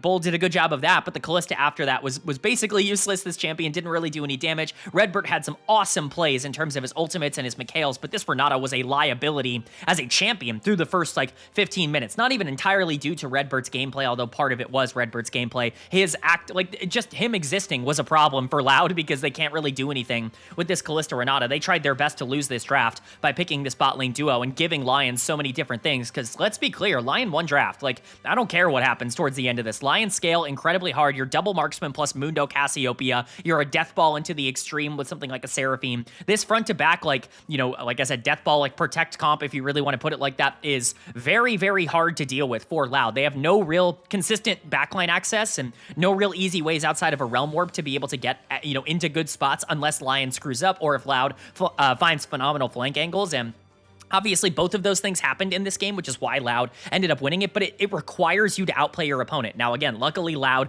did outplay them, but LYON should have had this game over, and them not winning it, I think, is not an indictment on the draft. It's 100% an indictment on their gameplay. This is, you know, for the gameplay over draft crowd, this is the game that I think you can really point to and say, yeah, gameplay matters a lot more. Player of the game is Gen.G. There's no question about this. He had a phenomenal game on this Aatrox. Already talked a bit about why I like Aatrox into Mundo in particular, but Aatrox is also a problem for a lot of other champions on this team, because while Ashe can slow him down and while Vayne can kind of knock him back, if you are able to get onto these AD carries, you have so many gap closing tools and you can basically perma-chase them throughout any part of the map that there's no way they're going to be able to play for free if you are able to get onto the backline, which Gen.G was able to do successfully. Part of that is Envy as well, who had a great game in the mid lane, massive gap in the mid. especially after that first kill, I should say, coming in on Cassiopeia. That was kind of the main point I wanted to make, is Saint got super far ahead, got Roa done at like 8 minutes into this game, and it felt like it was completely over. Envy ends up getting a kill back and finishing his Roa to be able to catch back up, and then Ryze is a better champion than Cassio. You know, people talk about the Cassio counter pick. I've talked about this a lot. It's not really a counter pick. I think sometimes it goes too far in the other direction. I still like Cassio more than I like Anivia, just generally as a champion. I think it does more as a champion in the current meta. I don't think either are counter picks to Ryze, though, if only just because Ryze does so much. Ryze is such a good champion. You can't counterpick somebody of that quality. It's like you can't counterpick Orianna. Like, the champ just does too much. You can't counterpick Ryze, especially after all the other mid laners got nerfed. This is by far the best mid you're going to get in most series, because Ori is going to get perma-banned. So getting this early for Loud was massive, and getting into a good spot with your mid-jungle duo is how you win this series. Getting Gen.G and Envy into a position where they can play aggressive and solid League of Legends, like, that is a game-winning formula. Shino, I thought, was really solid on this. Sion did a great job tanking the front line. The bot lane was fine. I mean, the bot lane was bad, quite frankly, throughout a majority of the early game here, because they were in a terrible matchup, and Kalista was a complete wasted pick. This game was a 4v5 that Loud won anyways, but Redbert really kind of showing back up with a couple of nice McHales and some great ultimates down the stretch. Multiple big team fights from him, even if his early game was also kind of terrible. So for Loud, this is huge. I mean, really, at the end of the day, if you're going to macro diff LYON, that's a game changer, because it wasn't close. LYON was making a ton of mistakes across the map. They were trying to play everywhere at once like they did in game 1, but they didn't have the tempo nor the comp to be able to pull off the style that they were trying to play. And Loud not only like exploited that and kind of got their own lead off of it, but really, really like took it to the extreme. Got a massive gold lead, did basically everything perfect from a macro perspective in this game. And LYON, I mean, they look completely out of sorts. Is this the inspired macro that everyone's talking about, right? Like, this was awful. Every shot call that they made in this game was wrong. Like, literally every single one. It's actually astounding how they could possibly be in the wrong place at the wrong time so consistently. Inspired in particular, I really want to give Inspired dud of the game, because I know he is kind of the primary shot caller here, and I know that he is the one that is making the decisions on when and where to fight, especially that fight. I believe it was around Herald in the upper river. I want to say around 15-ish minutes into the game, where Inspired basically just walks in with Saint 2v3 into the top side of the map for Loud and just gets obliterated because he ults too late, and because he doesn't realize that Aatrox can instantly pop his spell shield with all of the stuff that he has. It's just complete greed from Inspired, and he gets heavily punished for it. I think he had a terrible game, but I do want to give dud of the game to Saint, because I think he was worse from a like eyes perspective, like me watching the game. I can assume that Inspired had a bigger negative impact on the game for LYON, because he is the person making their macro calls and, you know, really trying to direct people. That was a big conversation around LYON, was that Inspired taking more of a macro, you know, vocal leadership in the playoffs is why this team started to win again, and their macro was terrible. But, you know, Saint was worse gameplay wise, and I think that's what I can actually quantify in terms of my eyes. I can't think of a player who is more willing to just be like, oh, CC, let me walk into that. Like, it's just crazy, man. Saint was actively trying to kill himself for a majority of these team fights. It was really tragic. This cast has a hard time playing this team comp if they're behind, which, you know, ended up happening in this game. But once they were ahead, for this guy to just continuously get himself into positions where he's getting caught by Renata handshake or getting caught by Aatrox pull, like anything else, it's actually just ridiculous. It's really frustrating to watch. Saint had a terrible game. Inspired had a terrible game. Berserker had a horrible back end of the game. His target prioritization was like -100 in this one, constantly going after the Kalista instead of fighting front to back with this team and trying to kill the Omega fed Aatrox. It tilted me into oblivion. Isles missed multiple big ultimates, and this Deathball identity doesn't really work if he's going to step up and die first in every single team fight. Dokla was trying to go for these Omega Vayne flanks, but again, you have a Deathball comp. Why are we trying to go for flanks? Why are we disconnected? Why is my Vayne running away from my Mundo? Like, I just don't understand. It feels like no one in this game had any thought. It feels like there was just so much, like, so much lack of attention to detail for LYON in this one, and it's really frustrating because every single error they made was completely self-inflicted, and Loud abused that in this game. Quite frankly, if this is how this series is going to go, LYON's going to lose. Like, you can't play like this and win games, no matter your comp, no matter your mechanical skill. If you make the decisions that LYON made in game number 2, this series is cooked. You have to bounce back here in game number 3 and be more determined. A lot of big picks are off the board now, and a lot of big counter picks are also off the board. Loud have a ton of momentum. They got the home crowd going. This is really a series going into game 3, the most important game of the series, in my opinion. If you go up 2-1, your job is so much easier down the stretch. So both of these teams very much need to take this one. Who is it going to be?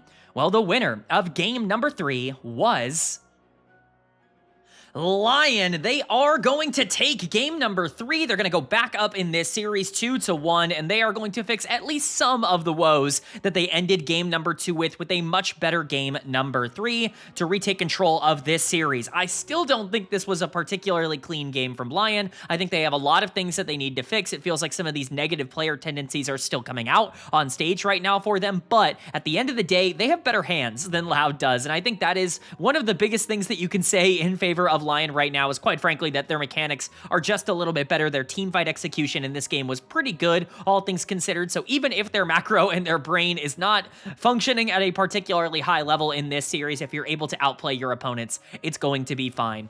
As for Loud, unfortunately, you do drop this game after being in an okay spot for at least a good portion of it. You know, LYON got an early lead, but it felt like LYON was very happy to try and throw that early lead and put themselves into a worse spot as the game continued to go along. Unfortunately, Loud just didn't have the firepower to be able to keep up. It felt like a lot of the plays they were going for were stifled pretty well by LYON, and the team fights just weren't going your way. It really came down to who was going to be able to win some of these 5v5s, and I kind of like their draft for this. Like, the commentators, I think, very accurately touched upon the overall state of the game where LYON is really looking at a comp that wins in all 3 lanes in isolation when you're talking about being able to generate advantages. Lucian Braum obviously is going to be more active and more aggressive than Sivir and Alistar. On the other side, LeBlanc should do pretty well into something like Aurora, and of course, this Garen is drafted in order to beat Cassante. On the top side, you also have a jungler that I think can do a little bit more in terms of facilitating those lanes with the Wukong rather than the Qiyana on the other side for LYON, but you don't really have any late game damage if you're not snowballing. Garen will fall off, LeBlanc will fall off, Lucian will fall off. All of them will scale well if they're fed and if they're ahead,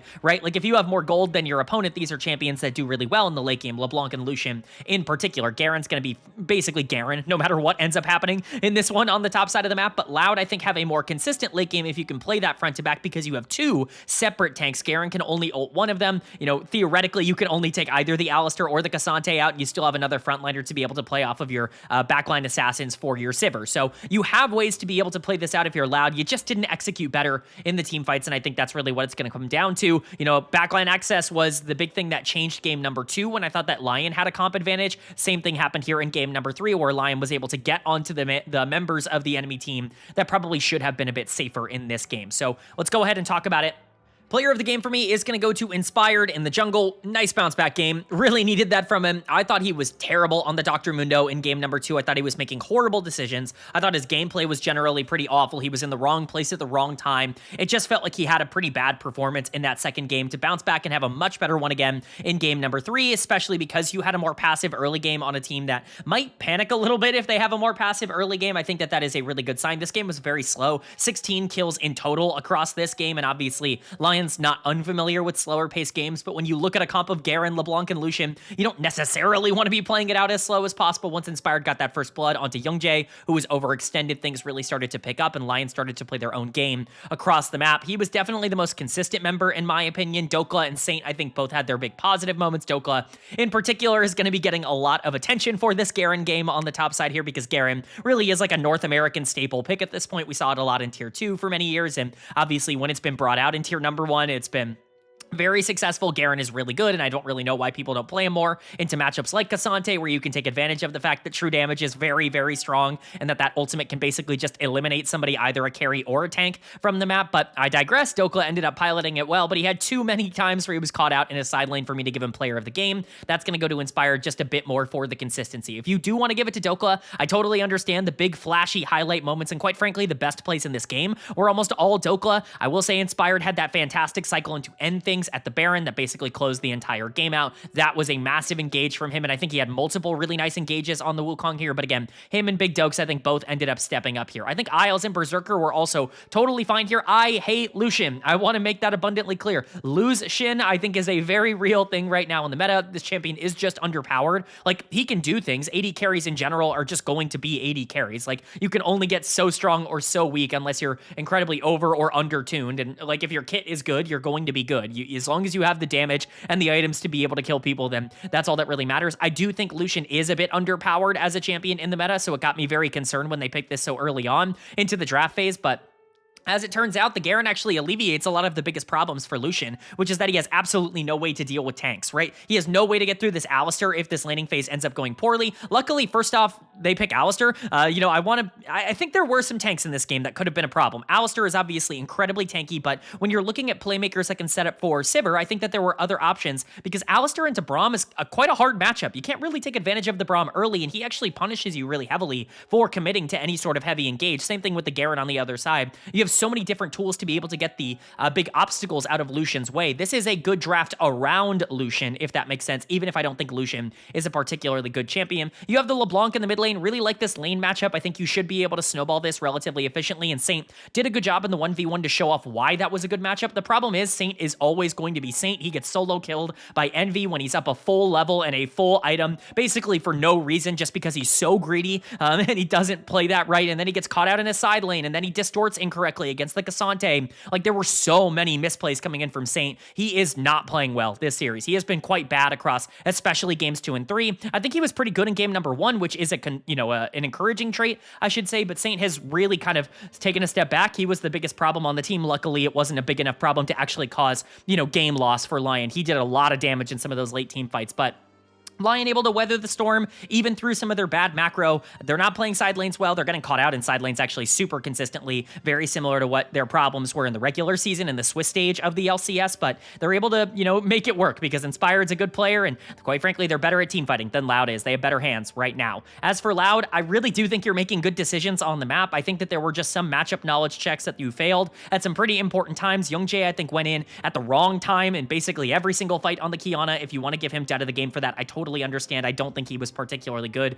in this game. I think he was caught out and he did 0 damage in most of the encounters that ended up happening. But I'm giving dead of the game to Redbert because he kind of failed the Garen check in this one. There were 2 separate fights where he ults at half health and then immediately gets Garen ulted and dies. Like, that is just unacceptable from the Alistar. You have to understand that you need to ult earlier in this game when you're going up against that champion. Again, it's just kind of the Garen check. Like, do you understand that you are supposed to do this? He clearly didn't have the reps to understand that he should, and by the time he figured it out, the game was basically over. So, unfortunately for Redbert, not a great game, and the Alistar ended up being basically entirely useless. And then, also for Gen.G, like I said, a bad game from him. Jungle gap is always going to be in favor of LYON. If there is, I should say, the jungle gap is going to determine who wins the series. Like, that is just the way that things are going right now. If Gen.G can be on a carry like Aatrox in game number 2 and take over, that's going to help. But if he runs it down on a carry like Qiyana in game number 3, then obviously things are going to get pretty tough. I think the rest of the team played fine.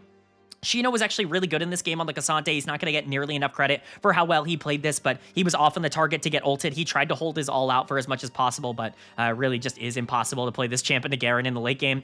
Envy gets a solo kill on the Saint after getting destroyed in lane. Getting destroyed in lane wasn't entirely his fault. It's just kind of the way this matchup ends up going. First picking Aurora is incredibly dangerous. I don't know why so many teams are so keen on doing it. If you're going to do it, then flex it top lane, because there are so many bad matchups in the mid lane, and they got countered very, very hard in this particular matchup. Envy at least tried his best to be able to play some of these fights well, did a ton of great stuff and great work in side lanes, was probably the best side laner. Him and Sheena were both phenomenal in side lanes. They just couldn't get anything done in team fights. And Bull was 0-0-0 until the final fight of the game on Sivir. That's my Sivir. Like, that's how that champion ends up operating. So for Loud, unfortunately, they're now down 2-1. They're on death's door in this series. If they lose this, they obviously go down to the lower bracket where they will have to play JD Gaming, which is not an easier matchup. That I can promise you. This is their best chance of being able to win a series at this tournament. They need to pick up a win here in game 4 to force a game 5, but are they going to be able to do it, or will LYON close the door and kind of show that game 2 was an outlier because their hands are a little bit better? Well, the winner of game number 4 was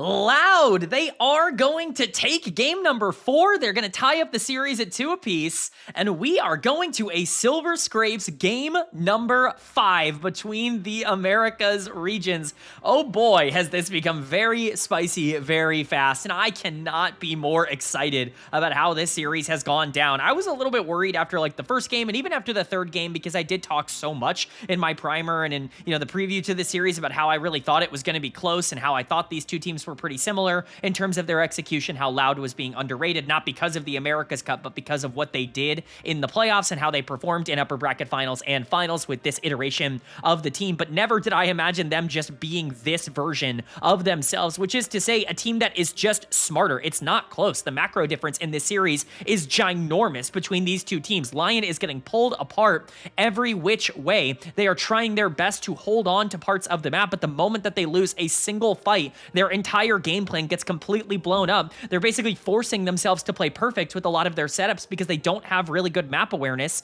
and it's killing them. It's crushing them in these games, and you have to give Loud so much credit for being willing to pull the trigger. This is something we've talked about with other top teams here at this tournament, notably Billy Gaming. Obviously, I'm not saying Loud is BLG or anything like that, not trying to, put anything crazy out into the universe, but it's this decisiveness that really is going to elevate you early on in the year. Teams have not figured out exactly what they want to be as a unit just yet. A lot of these players have only played together for 3 months up until this point. You have a lot of growing left to do. The teams that are more decisive, that are more clinical and saying, hey, now we're going to fight. We're not going to be disoriented. We're all going to be working together as a unit. Those are the teams that are going to succeed, and that's what Loud is doing to LYON in this series to bring them to a Game 5. So let's talk about it. Let's start with draft here. I think Loud has a better draft, but I don't think it's quite obvious that Loud has a better draft, right? The Poppy can be really big in this game to dissuade a lot of the engages coming down. I'm really not a huge fan of something like the Misfortune for the side of Loud. I think it doesn't necessarily go towards the idea that you want to go with all this dive. I get the MF bullet time over top of a lot of this dive can be positive, but generally speaking, I don't like picking MF into Jin. I think it's one of those matchups that can be a little bit more difficult to generate any sort of lead in because Jin is so stable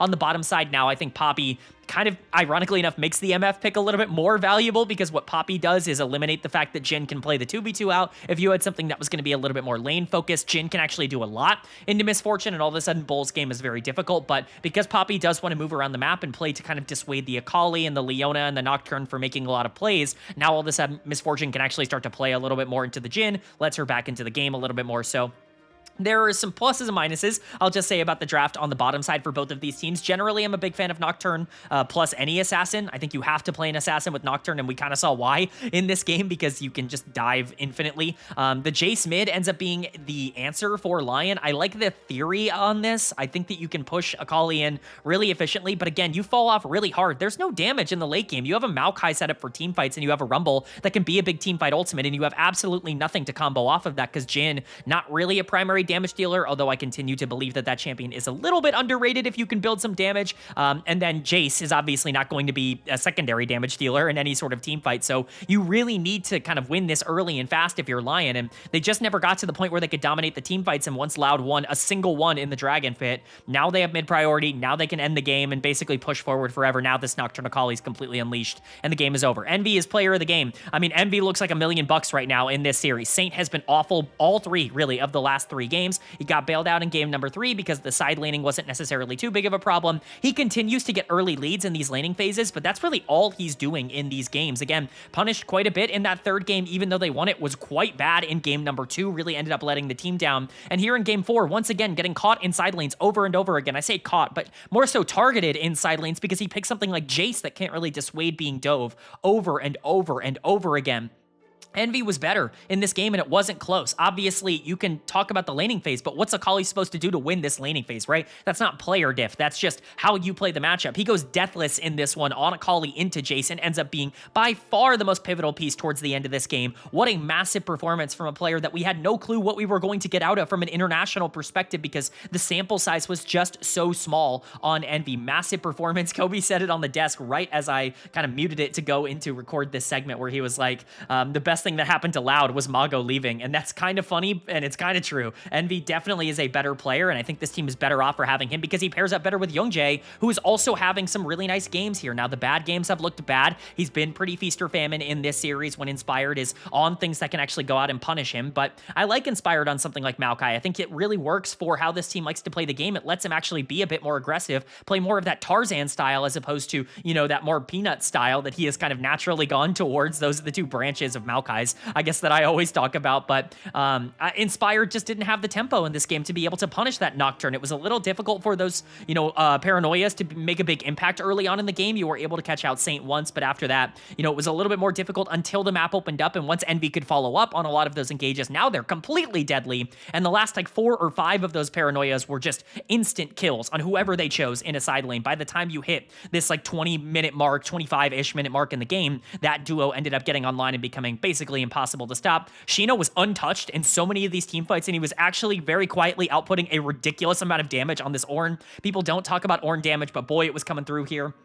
Bull and Redbird, I thought were totally solid. Again, this game can sometimes be a bit more difficult for Misfortune because of the way that it's set up in the draft, but because he was able to have a more stable laning phase with Poppy being able to roam around more, it made him a lot more useful in the late game because he actually had the gold to be able to use that bullet time and be effective with it and not feel like a sitting duck in a lot of those fights. So credit to LYON. I think they just play the game better. They are right now the better executing team. LYON has better hands. I'm still in belief that LYON has better hands. I know that feels weird to say coming out of this game, but I think every game has proven that the raw mechanics are better for LYON, but they are worse at basically everything else. Like the actual technical aspect of League, LYON is better at right now, and they are one game away from proving that and getting themselves a huge win, potentially sending LYON out with a really bad performance here in first stand, and LYON has to turn this around. Saint has been horrible here today. This is Swiss stage Saint, like back and ready to go. The KDAs don't look horrible because he's picking up a ton of kills in the early game and then absolutely feeding in the mid game. He's giving gold after gold after gold over to the enemy team, and it feels like at this point it's just comical. Every team that goes up against this team understands we can just dive Saint over and over again. He will always be susceptible to ganks. He will never be in a spot where he's going to be safe at any given point. He just does not understand how to play safe, and it is a big problem for this team. It's actively limiting their upside. Jace already is a very interesting pick in the mid lane. Of course, AD mids are kind of difficult to play right now. Jace, I think, is very weak in comparison to where he's been at other times in the season. We've seen some good Jace top lane performances, but that's because the laning phase can generally be kind of paused a lot more. Like the lead matters a little bit more on the top side.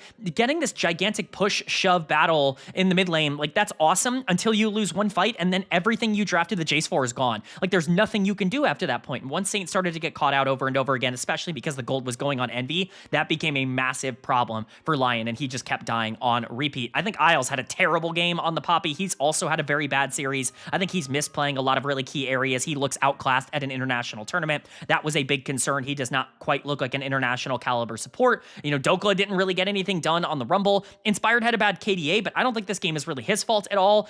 This is one of the few times where it did feel like he was in the right place at the right time in this series, and yet he just couldn't really get anything done because he was on Maokai. And everyone's going to complain about the Jhin. I understand it. It's a very American perspective, or I guess North American perspective, to complain about Jhin because nobody watches the LCK when, people over there, 1v9 on Jhin all the time. But yeah, bad Jhin play is going to look bad. Berserker's super passive in this game and couldn't really, do anything with the weak side pressure that he was able to absorb. LYON are worse in every aspect except for their hands. Like, genuinely, that is the scouting report on this series, and quite frankly, hands are not good enough to be able to, accelerate you to a series win. You're tied up 2 apiece, and you do not have the momentum. This home crowd is roaring, and your backs are up against the wall. Everything is on the line for LYON, and Loud just have their pride to play for. They're supposed to not win this series. They're supposed to not be here, and yet LYON is on the back ropes. Are they going to be able to recover like they did in Game 3 and get themselves a series win despite all of the drama that's going on, or is Loud going to shock the world and prove that the result that we got at America's Cup with CB LOL reigning supreme was not an accident? One of these regions might actually be better than the other.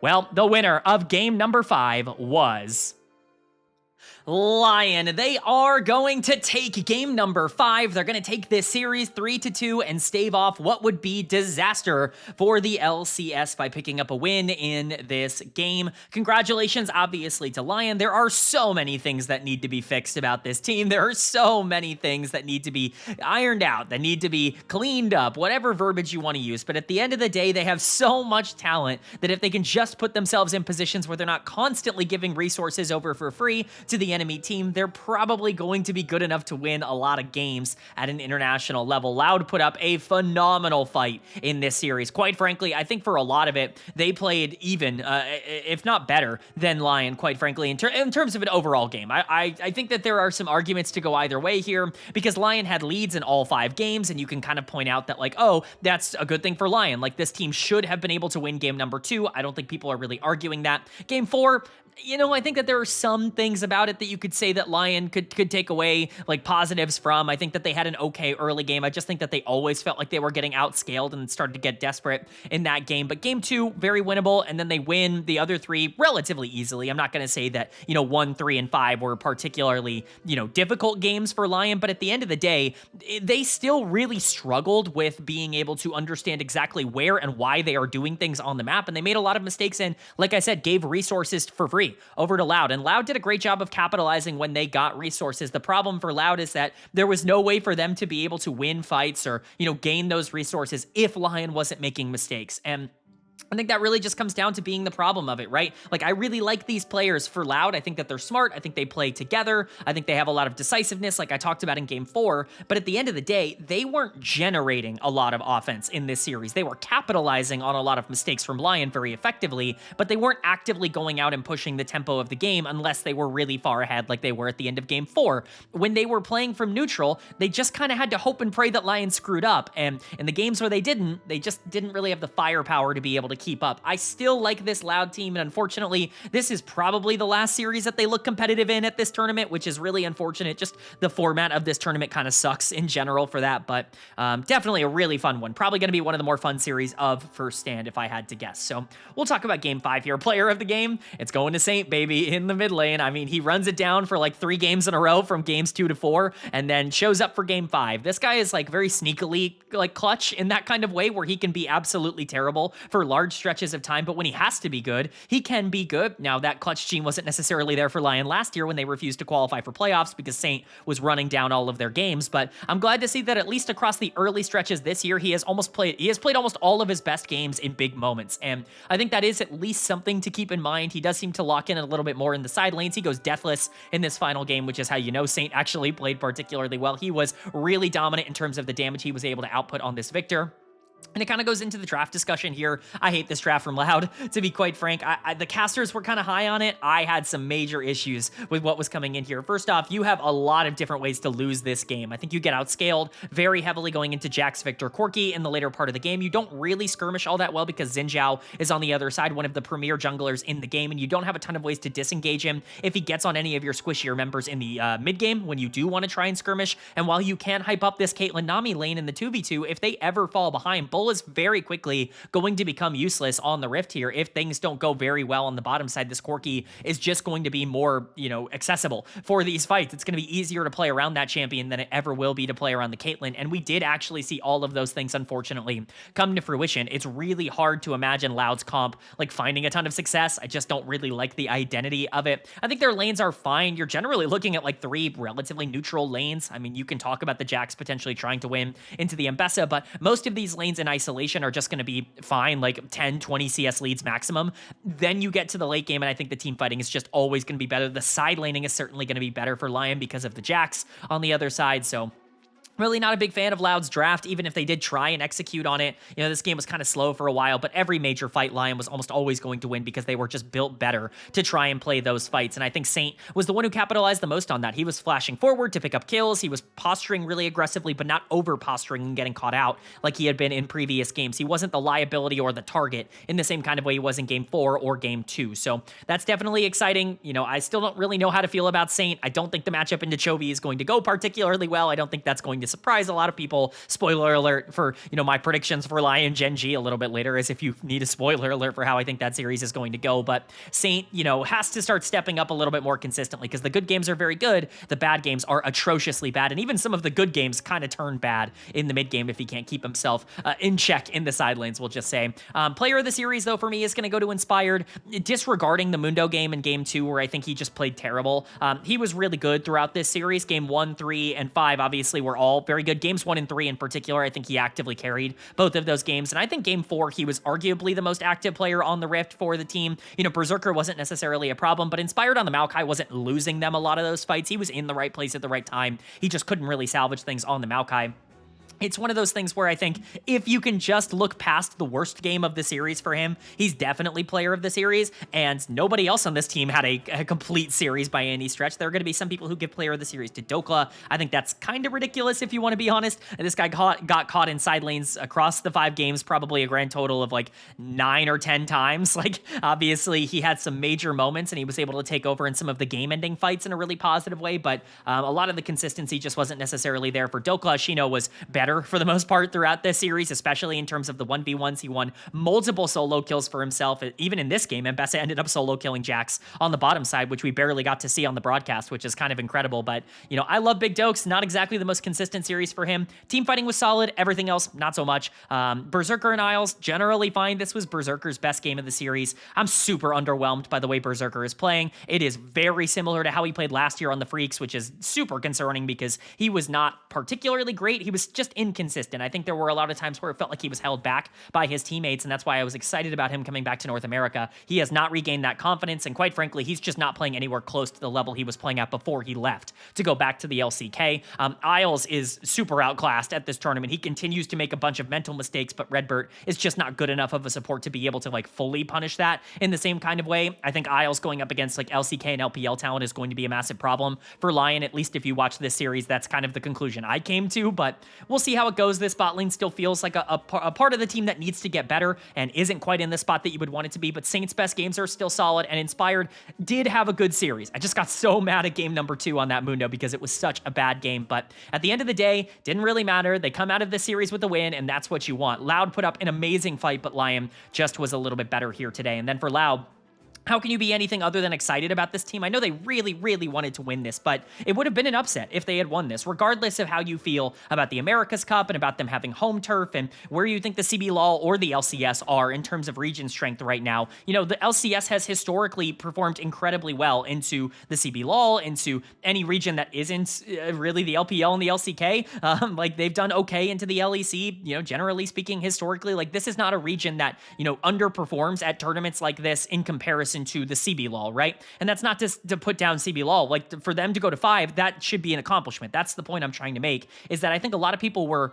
you know, talking about Loud as if they were equals with LYON, and while I think they tried their best to be there here today, they got there on sheer determination. Like, they were in this series because they were more focused and they were more locked in and they made better decisions. Unfortunately, they just didn't have the hands. Like, it really just came down to the fact that this comp was bad in game number 5, and when they were playing from neutral and when LYON wasn't trolling, they just couldn't win a team fight. And I think that was unfortunately just the way it goes, right? This Vex did not work out in the mid lane. Envy's going to get dud of the game. You guys know me. I'm a Vex player. It's frustrating to see Vex get brought out in pro play only to lose. Vex is not a pro play ready champion. I think that there are very specific matchups where you can play Vex in pro and competitive and really get the most out of it. But for the most part, you're almost always going to get more value out of almost anything else that you can pick in the mid lane, especially when you're going into something like Victor, because the lane is entirely neutral. The big thing about Vex is her mid game is so ridiculously good. You can skirmish so efficiently. Not into Xin Zhao Victory you can't. You really have no way to be able to play aggressive. The ultimate can be shut off incredibly easy, and while you can punish a lot of the dashes from Jax and from Rakan and, you know, all of these champions that want to try and dive in, that is like the only thing that you can do this game, because your damage is not going to break through any of the squishies in this. You're never going to be able to get past a Jax or a Xin Zhao on the front line because you're not this, you know, unbelievably strong burst mage. So just ends up coming down to Envy not really having the strength to be able to fight in a lot of these instances, and the champion being low mobility. So when you're not skirmishing and you're not snowballed, the champion doesn't really exist, and Envy was very, very not effective in this game. Still want to give Envy a lot of credit considering the circumstance that he's been dropped into on this team. You do want to give him a lot of praise for being as good as he was in this series, but unfortunately, I do think he was the weak link here in Game 5. I want to point out Gen.G as well. You know, very feast or famine series from him. Basically exactly what we saw domestically. The good games look good. The bad games look very bad. Yeah, I love the Aatrox in game number 2. I think there's a lot to like about his game 4 as well, but unfortunately in the games that he kind of had to step up in, this Zehen was kind of useless. He was going in on the wrong targets. He was ulting at the wrong time, playing very defensive, couldn't capitalize on every gank he went for. You know, some of them were very good, and I think he reads the map really well. It's just the execution that sometimes is lacking from Gen.G, and I think that's really the frustrating part. Bull and Redbert were fine. Again, bot lane wasn't super effective throughout this game. I like the idea of Caitlyn Nami, but the Nami ended up being almost entirely useless as the takeaway here to make sure they don't don't get Corki Nami, and to make sure Isles doesn't get bailed out again by playing another Enchanter, basically force that guy to play something that actually has mechanics. I understand the identity behind that, but Bull really did no damage. I mean, we hit a 2-item power spike here, and he was already down in gold, and it's like, okay, well, this is now, Caitlyn's not only down 1,000 gold, but this is also the part of the game where Caitlyn is the weakest, and she just also doesn't exist, alongside Vex. Both of those champions were just too low damage in this game for it to ever be winnable. Shino was awesome in Game 5, and I'm going to be honest, I think he was better than Dokla from an individual perspective in this series. I think he outplayed him a lot in the 1v1s, generated a ton of isolated leads, even in bad matchups, but doesn't really come down to top lane. Top lane's really not built for that. He wasn't as dominant as maybe he needed to be, maybe not as dominant as he was domestically. I think that there were ways to get bigger leads, and he overextended really heavily in a fight around Dragon during this game that really cost them a lot. Like, it gave over, 2.5k gold and a tower, and mid lane tower over to LYON. That was a really bad mistake from Shino, and he still has a lot to clean up, but the mechanics are there. I think a lot of the hype that we saw out of him kind of came through on this one. Unfortunately, Loud just didn't have the complete package. They had a lot of things going for them. They did the little things better than LYON in this series. I don't think I'm gonna get a lot of pushback for saying that. I think the little things were absolutely better from Loud, but the big things were better for LYON, and I think that ultimately was the reason they lost here today. But congrats to LYON. You get to move on. You get to keep your extra life alive. You're gonna need it because you're going up against Gen.G in that next round. You're still major underdogs to even get out of this group. With the way that they played today, not only are they not looking good against Gen.G because we already expected that, but they're definitely gonna be underdogs against a team like Gen.G if they have to play them to try to qualify out of this group anyways. There are ways for them to be, more interesting than Gen.G in that matchup, and we'll talk about that a bit if that matchup does come to pass. But for now, LYON still has a ton they need to clean up and improve upon, and it really does feel like they're probably the weakest of the top 6-ish teams at this tournament.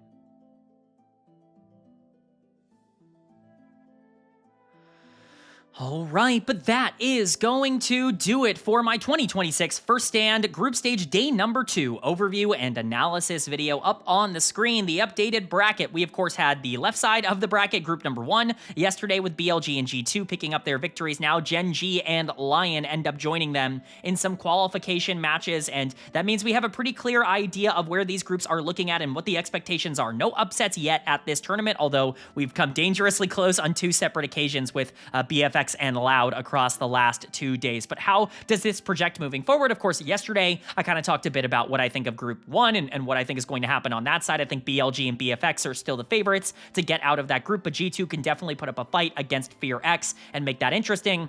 At least for the group that we had today, I think it's become a lot clearer who the favorites are. Gen.G got destroyed, but they still should be infinitely better than LYON. Gen.G are obviously going out as the number 1 team. Again, they're kind of playing to see if they can go undefeated at this tournament. I think if they lose a series, that is one of the bigger upsets that we've seen in LoL esports in terms of expectation versus reality. Again, nobody is immune to losing anything. Anybody can lose any tournament. I really do believe that, but Gen.G are massive favorites here, and predicting anything other than them to go through and win every series would just be ridiculous with the way that they're playing right now, at least in my opinion. If you're making any other prediction, then I think you're probably just doing it to buck the trend from my perspective. But as for who I think gets out as the second team right now, I think it's very clearly Gen.G. In fact, I thought it was going to be very clearly Gen.G from the start, and today only reinforced that. While Gen.G got destroyed, I think that there are some stylistic matchup problems that they have with a team like LYON if they do end up facing them in the qualification match. I still believe that they are the better team and they have more talent. LYON has so many things they need to fix. Their macro is really bad right now, and Gen.G's late games are really good. LYON has relied upon the fact that they can win team fights, and I just don't know if they can do that against a team that might be better at team fights in JD Gaming.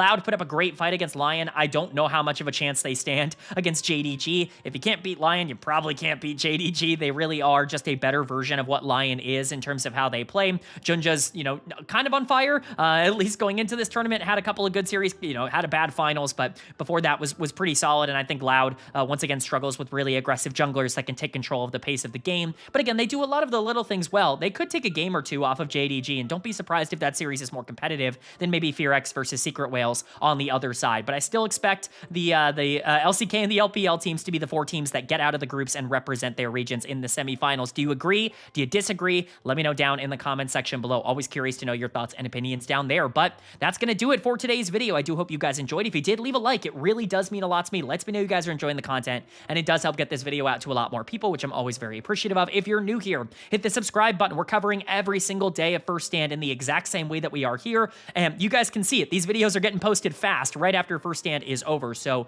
if you're interested in a comprehensive daily overview of First Stand, and then of course the LCS, the LEC, the LCK, and the LPL weekly after this tournament is over, this is the place for it. Hit subscribe and hit that bell so you can be notified when those videos do go live. But with all that being said, I hope you all are having a great day. I hope you continue to have a great day, and I will see you all